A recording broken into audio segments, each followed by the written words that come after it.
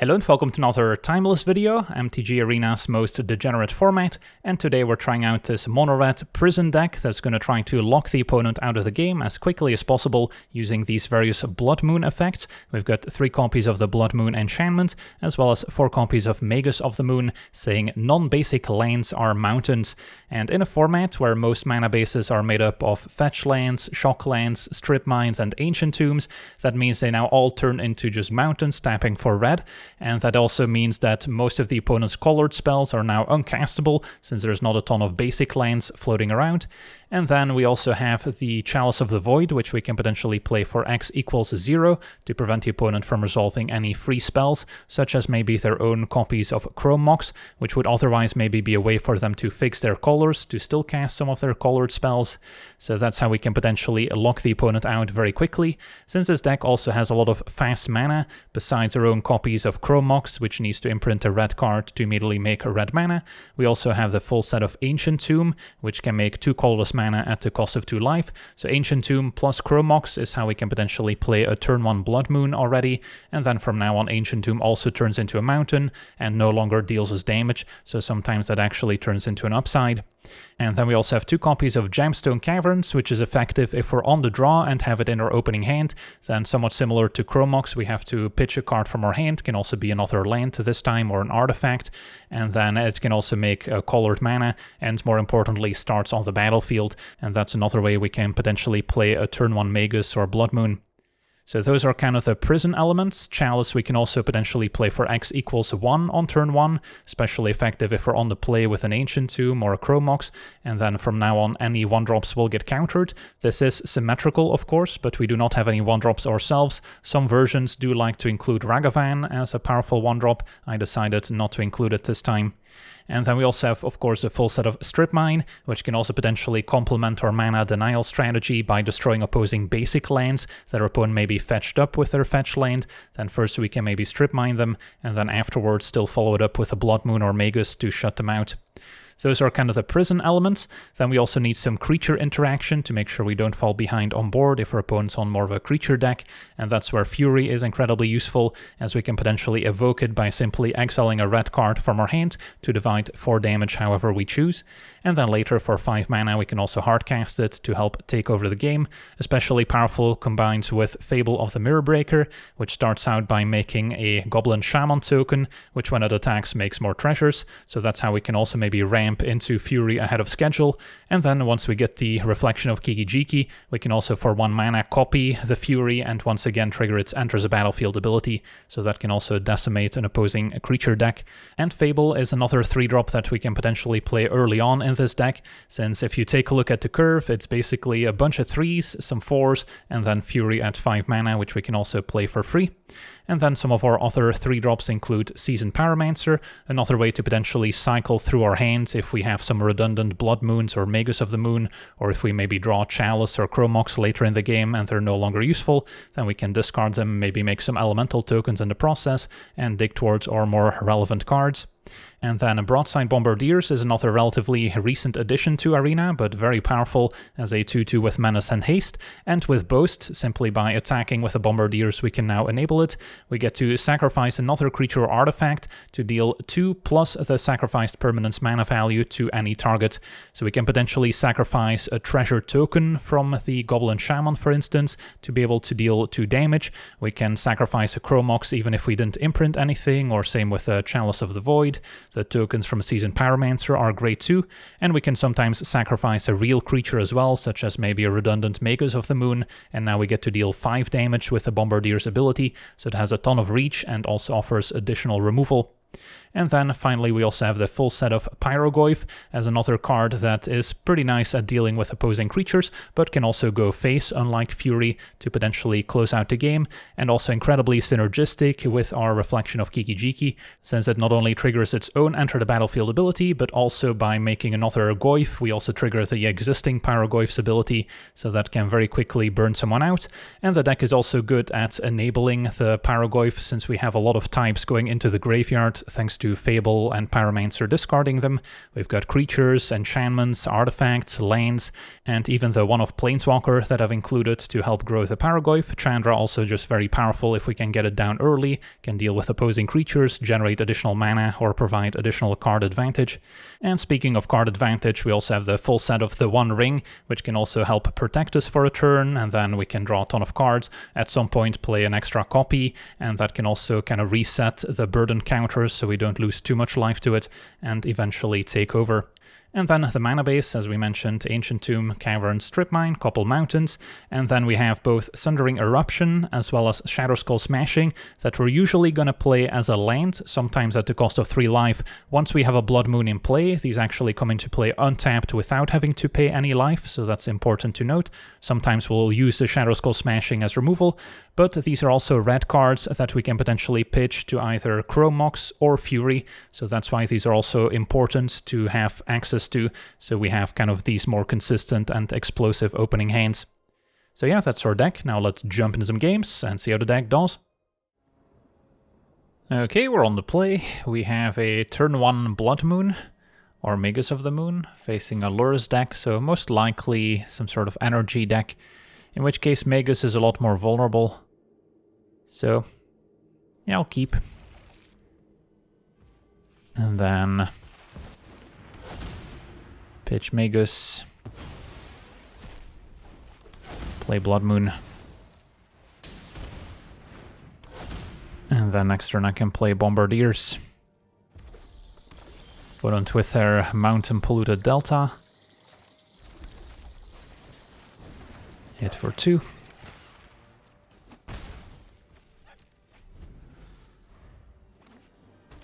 More mountains from the opponents. Play Magus. Can play the Chrome Mox just to have something to sack to the Bombardiers.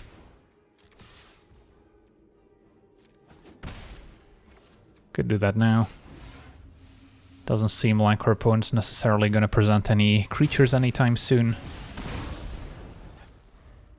But they might have removal that they'll eventually be able to cast. Alright, and our opponent scoops it up, so yeah, turn on Blood Moon can be effective. On to the next one.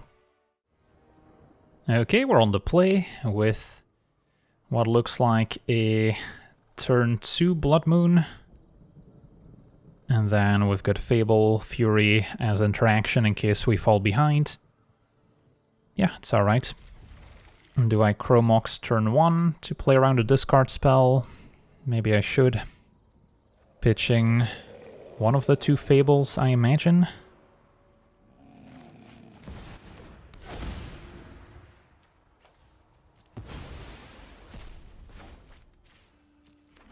Because yeah, as soon as I play the land here, our opponent knows what archetype we're playing, so there's no real sense hiding the extra info. Alright, opponent might be on something similar. Turn 1 Ragavan.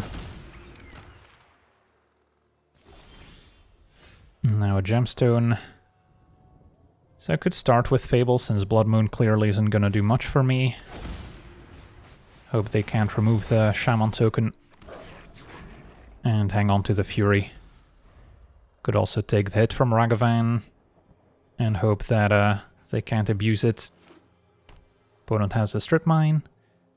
So hardcasting Fury is now less of a realistic option. So I'll take the trade.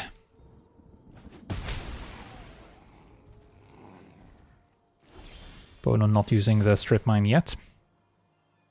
Yeah, I don't think I'll need Blood Moon. Mountain can go. And find a Magus of the Moon, which I guess I'll cast. They might feel inclined to activate Strip Mine, which is fine by me. And then next turn I can hardcast Fury, perhaps. And then Fury plus Reflection can win us the game. Another useless Strip Mine. So I'm hoping they present a target for Fury. Chalice on 1, not very effective. So I can just go for another Fable first. Maybe even hold the Shadow Skull. Although if they do find an answer to Magus and then end up using Strip Mine, I could fall behind on mana. But then I guess her opponent's also not doing much. So yeah, I'll just hold it for now. So now 4 mana, could see the One Ring. Could see a Paragoyf. Alright, Paragoyf is pretty good, but we can Fury it. So that works out. And Bombardiers is solid too. So I don't think I need to discard anything. Could just play Smashing, play Fury before attacking. Yeah, that seems fine.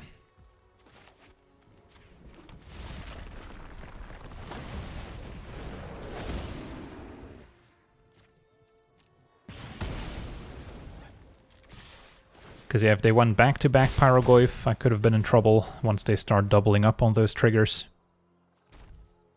So we'll see if they have another one. They do. Alright, so now the game's not over yet.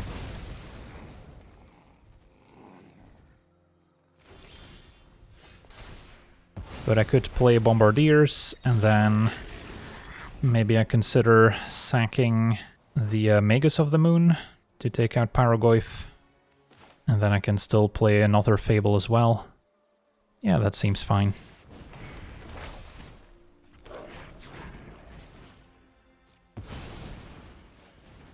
And yeah, I cannot sacrifice the enchantment, has to be an artifact or creature.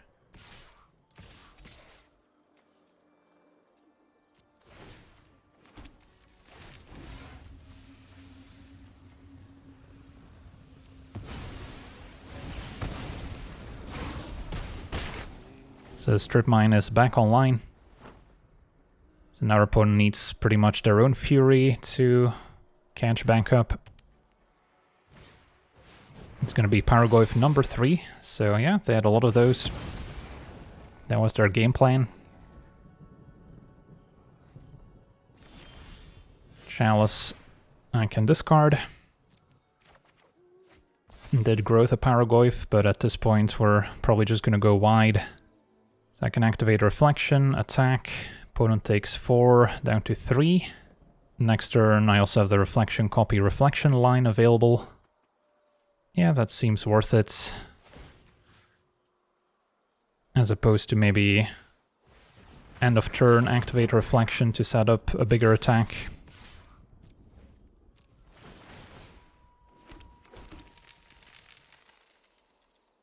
So our opponent making sure to block the real Shaman token.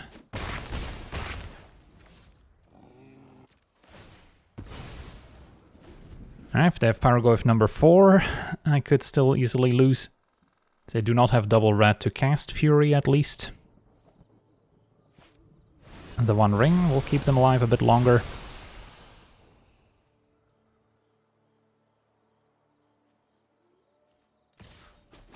Take 4.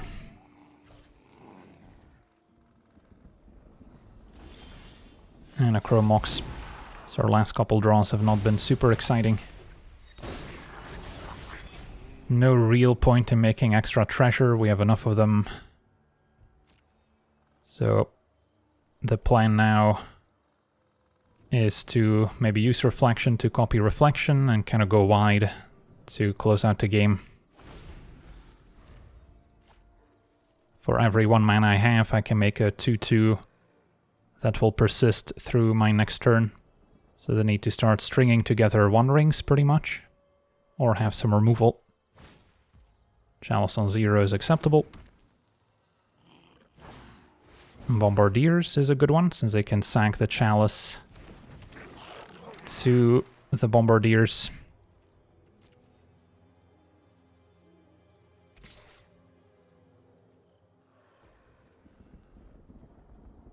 I think I wait. That's fine, so I'll just make a copy of the Reflection. And then the copy I can still activate in my end step. Or rather, the opponent's end step. So this doesn't really change anything. I don't think I want to block.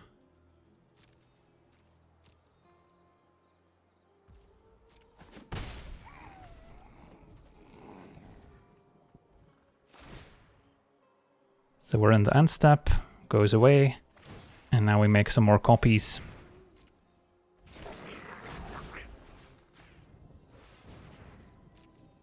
And all these copies are gonna stick around since they normally go away at the beginning of the end step. But yeah, opponent knows what's happening. We can make 6 more copies and then attack for 1,000,000 damage. On to the next one. Okay, we're on the play. We have Chromox to set up a turn 2 Fable, perhaps. For now, I can start with a tapped Eruption. Yeah, it's alright. It's light on Disruption, just a Strip Mine. So that could be a concern. Don't have any Blood Moon effects. Could Chromox right away in case of a discard spell. I think I'm still gonna wait. Dark Ritual on 1, so the black-white Necro deck. Yeah, and they have it on turn 1, so that's their ideal start. They'll also have the Sorin package with Elenda. This is pretty much the worst matchup for the Blood Moon decks. Any deck that can combo with Dark Ritual. Although to be fair, if we were on the play with a Blood Moon on turn 1, then they might struggle to cast it. Speaking of Blood Moons, their opponent did indeed take the Chromox, so regretting not playing that out right away. I think I do not want to Strip Mine, since that's just going to put me behind. But I can play it and then at least have the threat of activation.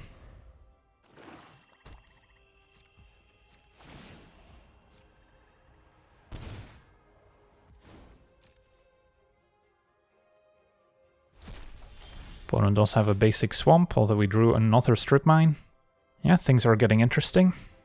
I could just double Strip Mine my opponents. Or I could start by Strip Mining the Swamp, which prevents them from comboing with Sorin. And then at some point plan to cast a Blood Moon. So I'm not going to let them know about the second Strip Mine yet.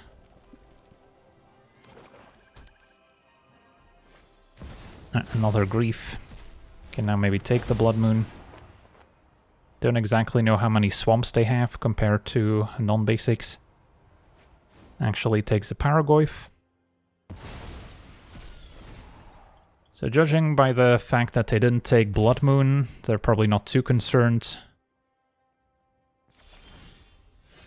So they may not care about it. So they're fine with us keeping it.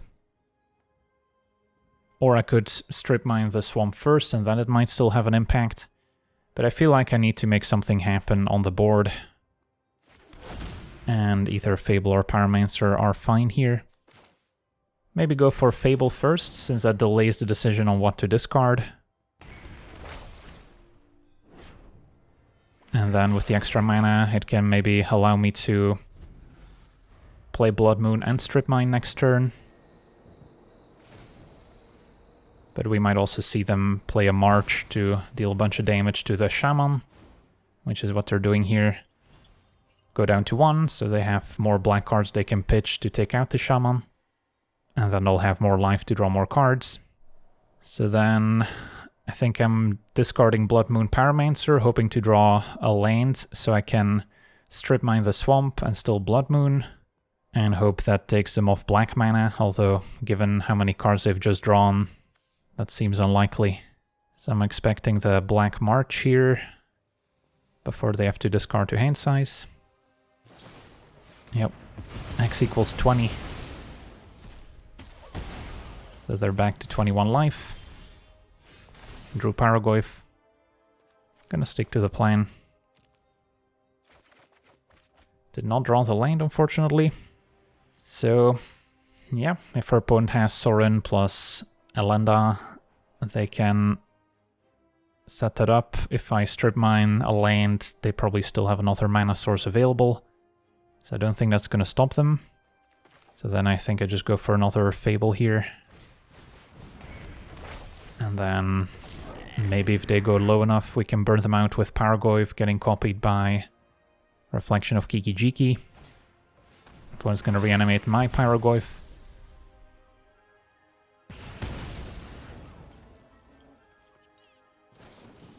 And Entomb. Binning an Entomb, since it does get exiled by Necrodominance here.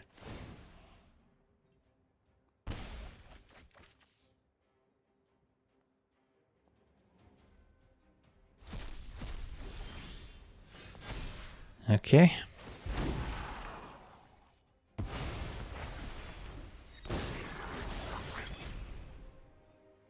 So, what do I get rid of? Might be Bombardiers. And then, do I keep my Pyrogoyf? Do I keep my Blood Moon? Those are all questions. I think I just discard Bombardiers for now. Chalice is interesting. It's not gonna stop the March, because on the stack it's more than 1 mana value. Could stop future reanimates. We do see Sorin, of course, and Atraxa. So there's a lot happening. I guess I'll try this line where we take out the swamp and play Blood Moon after all.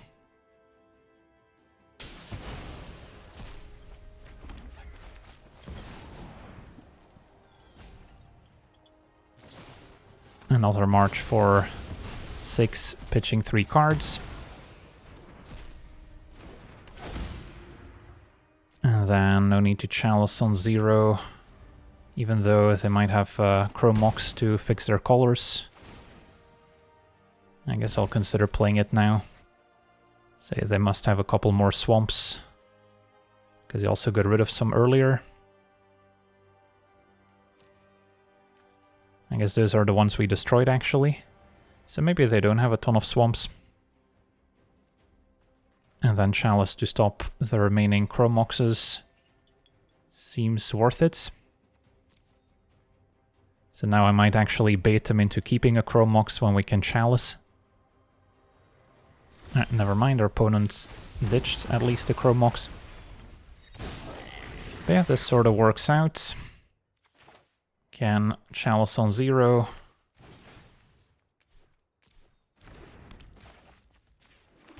Play Pyrogoyf going face. And then, yeah, if I get to keep Pyrogoyf plus Reflection, I can burn them out. So our opponent needs black mana, which has to come from a swamp, since Chrome Mox doesn't work. And otherwise, copying Pyrogoyf is game. And wow, we actually got there. Yeah, I'm surprised, because this is pretty much our worst matchup, and our opponent even had the turn 1 Necrodominance, so it could not have started much better for them. Sweet, on to the next one. Okay, we're on the draw with the Gemstone Caverns, so I can actually cast Blood Moon on turn 1. So definitely keeping. And then what do we pitch to the Gemstone Caverns? Probably want to keep the Smashing as land 3 after we Blood Moon. So it's either Fable or Pyromancer, I think. Might prefer Fable, since that gets me up to 4 mana for Pyrogoyf as well. Of course we could get Strip Mines, and then we'll have to wait another turn. Opponents contemplating their turn 1. It's gonna be a tapped Commercial District. Could be, I guess, Eldrazi. Okay, so don't hate a Blood Moon.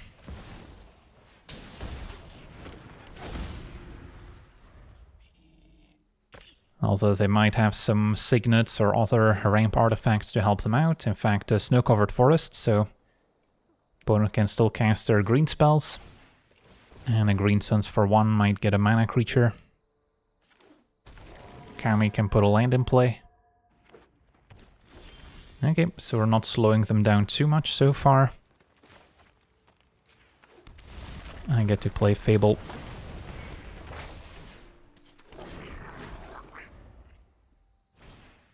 And now Malevolent Rumble.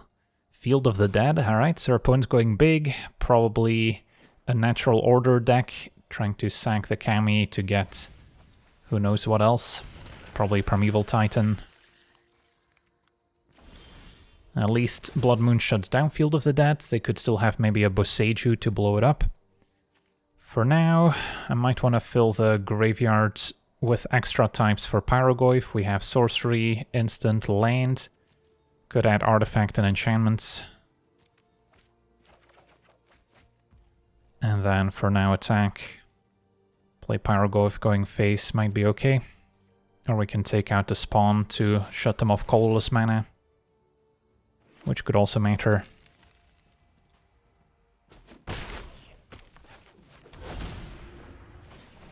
Yeah, this is a large boy.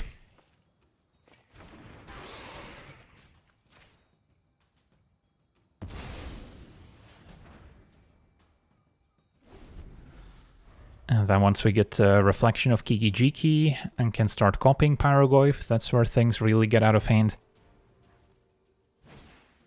Another rumble.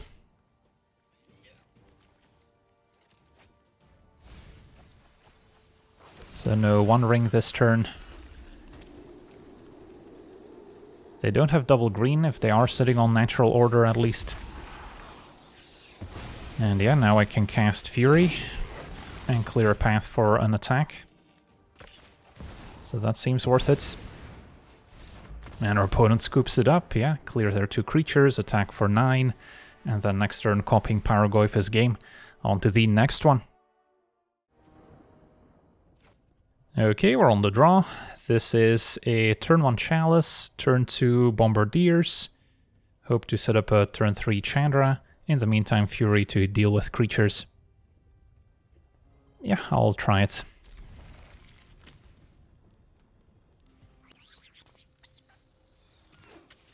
Turn 1 Chromox, alright. So some sort of combo deck. Looks like the Charbelcher deck, perhaps.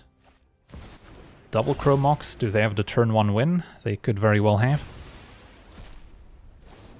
Dark Ritual, 1 card left. Is this a Balustrade Spy? It is. Well, that's pretty much game over here. Opponent milled Creeping Chill. We made the mistake of being on the draw. Although if I had gone for Chalice on 1, I guess the only card I would have stopped is Dark Ritual, which to be fair is still pretty impactful here. So yeah, GG's. I can actually use Fury to clear the ghouls, but our opponent's still gonna get back the Amalgams, so those are still gonna be a problem. So not a whole lot I can do.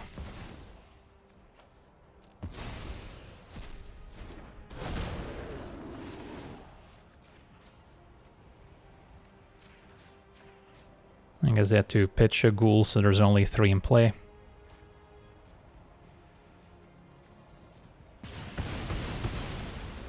And no point in playing Chalice anymore. Could play another Fury just to show that we had it. But yeah, we are dead.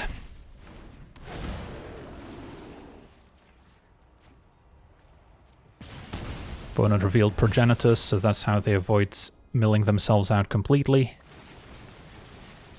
But 4 Amalgams will still enter. Or rather 3 of them, so maybe they're not playing the full set. And there we go, on to the next one.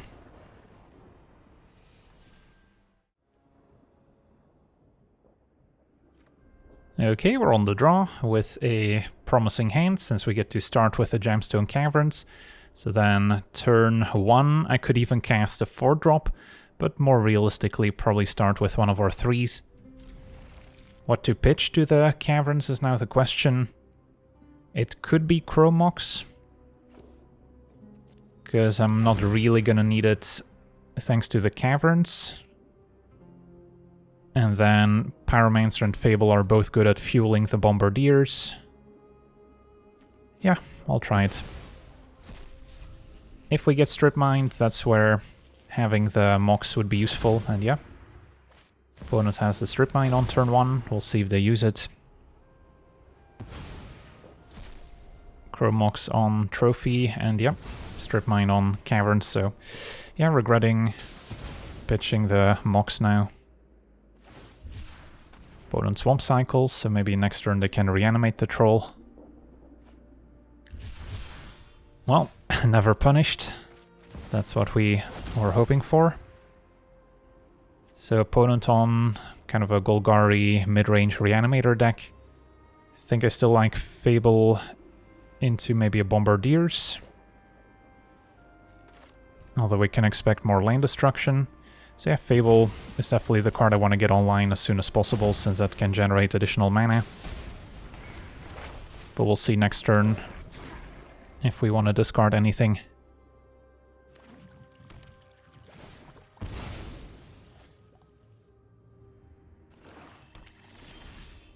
Chalice. Okay, Chalice on 1 seems good.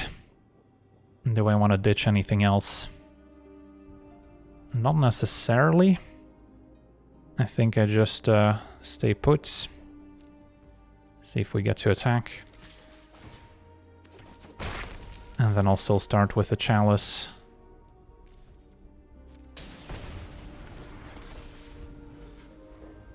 So that shuts off kind of Reanimate, Thoughtseize, and Tomb, if they're running those. But they might go for something bigger here. Possible they have a Shieldred in hand. Barrogoyf also makes sense. Although it's a 2-3, so perfectly within range of Chandra now. Otherwise, Bombardiers, I guess, would not have been great at answering Barrogoyf. Unless we were willing to maybe sacrifice the Reflection.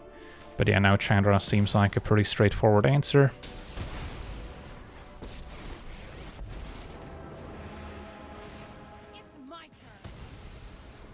Keep making more mana. Chandra can plus to add 2.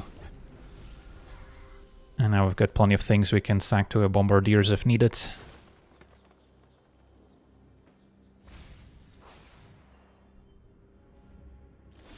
Still nothing from our opponents. And yeah, we can maybe copy a Bombardiers or a Shaman token 2 here, and our opponent scoops it up. On to the next one. Okay, we're on the draw. This is no fast mana, so turn 2, Chalice, turn 3, maybe Blood Moon. Feels a little too fair. This is better. We have the Gemstone on the draw, as well as a Chrome Mox. So these are my mana sources at the moment, although both Chrome Mox and Gemstone are 2-for-1s. I think my sequencing is probably going to be turn 1, Chalice, turn 2, Magus, and hope to be able to cast a One Ring to refuel. I still need to probably draw another colored spell I can pitch to my Chrome Mox. But then I also need to pitch something else to the Cavern, so yeah, having both in your opening hand can be awkward. So it's possible I just give up on the Chrome Mox and then just use Cavern. Also don't have to put the Caverns in play, but it's gotta be worth it. Yeah, what do I get rid of here? Maybe it is just Chalice. Maybe just ramp into the One Ring as soon as possible. Because Chalice can be hit or miss. Opponent also down to 3 cards, I just noticed. Well, maybe I should have kept the Chalice then if they're on some sort of Dark Ritual Necro deck. Although they're on the play, so if they have the turn 1 Ritual into Necro, I can't stop it. Okay, they had a turn 1 Agadim, a Drew Strip Mine. So now I can pitch the Eruption to play a turn 1 Magus and shut off their black mana for now. And then I'm a land away from the One Ring. To be fair, also just using Strip Mine would have been pretty good. Alright, Magus of the Moon seals it, so I'll take it. On to the next one. Okay, we're on the draw.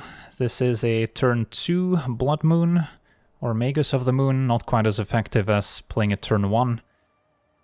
But there's still a plan here. We have an extra land in case we get Strip Mined. I'll try it.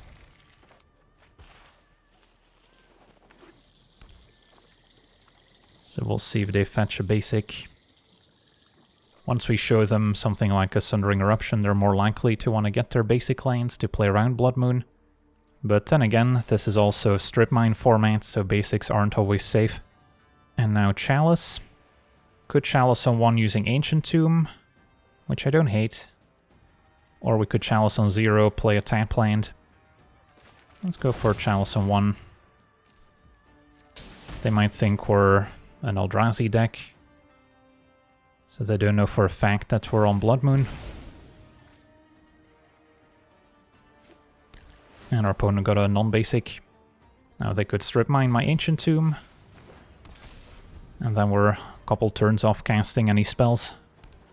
Right, they did have the basic island, as it turns out. And now they also have mana drain, mana up.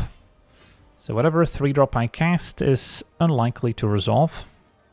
Then again, if they have Pyroclasm or Lightning Bolts, Magus of the Moon is also not going to stick around. So this might be kind of a sneak and show combo deck with Show and Tell and Emrakul. I can just try Blood Moon, get it mana drained, and hope they don't get to combo next turn. Yeah, I don't think I have time to kind of bait with something weak like Magus or Bombardiers. This at least has a chance of slowing them down if they don't have the counterspell. Alright, they actually had counterspell and not mana drain at least. But now we could see a Show and Tell. Chromox. Pitching Atraxa. Is this a sneak attack? Not yet. So, now what's... The fact that they pitched Atraxa means that they probably have another one in hand, or at least something to cheat in play with Show and Tell. Chalice on 1 does stop a lot of their cantrips, so that might be having a pretty big impact. Could immediately go for a Paragoyf, could start with a Fable just to test out the waters. And my hand has a few duds that I wouldn't mind discarding. Another counterspell.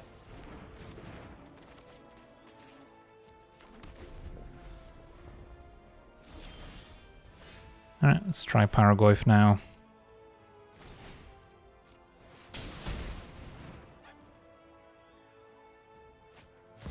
This one gets mana drained. So either they just drew it, or they were saving up the mana for a future turn. Right, there's a Show and Tell. So I'm probably dead here. I think I prefer Bombardiers over Magus. Omniscience with 1 card left. So it's gonna be a good one. Yeah, that's a good one. Ulamog the Defiler. And drew Paragoyf. But next turn our opponent's gonna annihilate 7. So while I can do some damage, it's not enough for lethal, I'm afraid.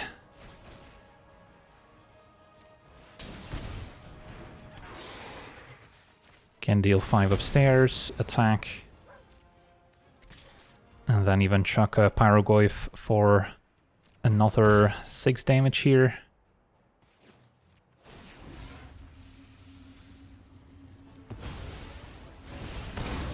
But yeah, that's not enough.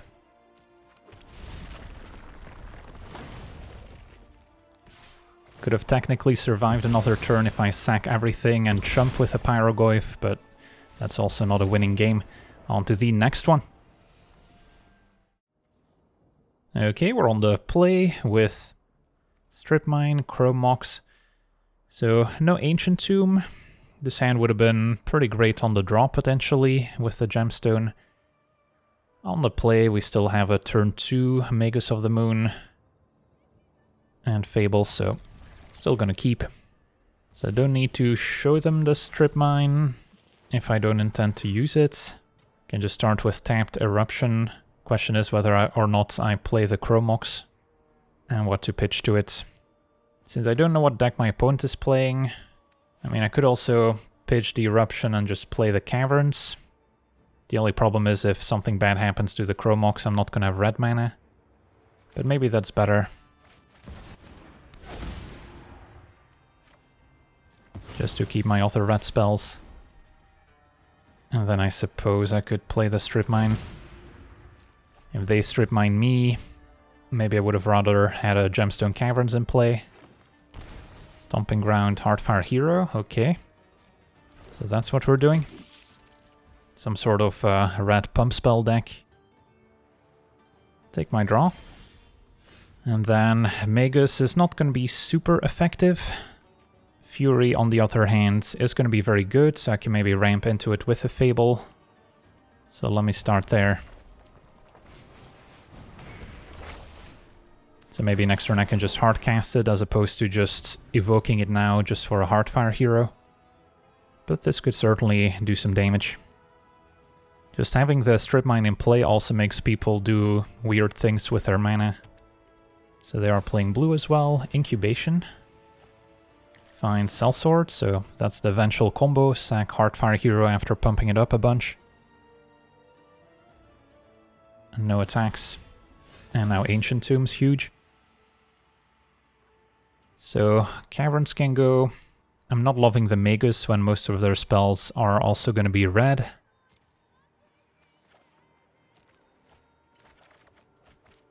Okay. So I could start by strip mining the Stomping Ground just to make sure they don't have any tricks up their sleeve. And then, assuming I attack Make a Treasure, I can still Fury as well.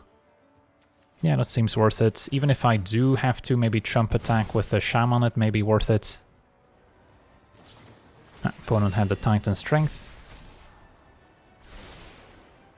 So now what's my play? I could just play Mountain Pass or play Ancient Tomb Pass, and then next turn still plan to hardcast Fury. Or I can be okay with losing the Shaman, just so I can get rid of the Heartfire Hero now, because there is a non-zero chance that it kills me next turn.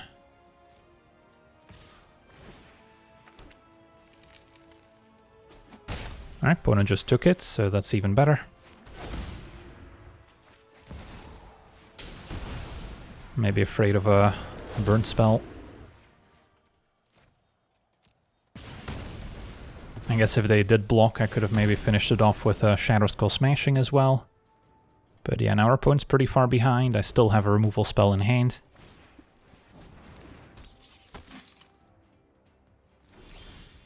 And a Pyrogoyf to boot.